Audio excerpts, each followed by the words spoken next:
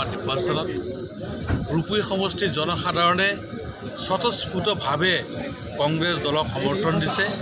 কংগ্ৰেছ দলৰ প্ৰাৰ্থী প্ৰদ্যুৎ বৰদলৈ ডাঙৰীয়াক 1,07,500তকৈ অধিক ভোট দি লিড দি তেওঁক জয়যুক্ত কৰিছে।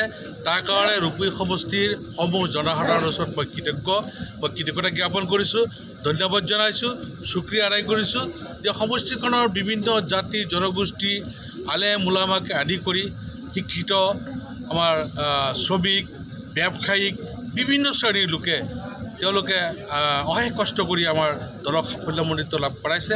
তাৰ কাৰণে সকলোকে মই শুক্ৰিয়া আদায় কৰিছোঁ। দলে কোনো আসন পোৱা নাই এইবাৰ, কি ক'ব? ADF দল এটা সাম্প্ৰদায়িকৰ ভিত্তিত জন্মগ্ৰহণ কৰি বিজেপিক সহায় কৰি আছিলে, বিজেপি দলৰ চৰকাৰ কৰাত সহায় কৰি আছিলে।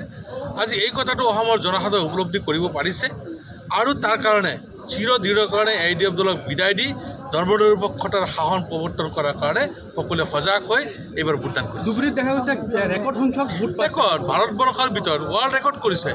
ভাৰতবৰ্ষৰ ভিতৰত সৰ্বোচ্চ ভোট পায় স্বাধীনোত্তৰ ভাৰতত আজিলৈকে 10,12,000 ভোট লিড লৈ কোনো ধৰণৰ কোনো সাংসদ নিৰ্বাচিত হোৱা নাছিল।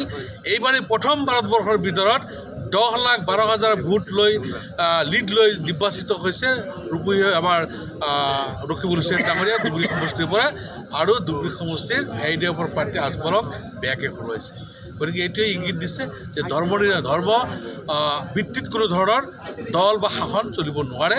ধৰ্মনিৰপেক্ষ হৈ আমি সকলো জাতি জনগোষ্ঠীৰ মানুহ, হিন্দু মুছলমান খ্ৰীষ্টিয়ান বুদ্ধিষ্ট যিমান জাতৰ মানুহ আছোঁ, যিমান ভাষা ভাষীৰ মানুহ আছোঁ, সকলোৱে ভাই ককাই হিচাপে আমি একেলগে মিলি কংগ্ৰেছৰ জাণ্ডাৰ তলত থাকি আমাৰ শক্তি আমি প্ৰদৰ্শন কৰিব লাগিব আৰু আমাৰ যি প্ৰাপ্য সেই প্ৰাপ্যটো আমি উদ্ধাৰ কৰিব লাগিব।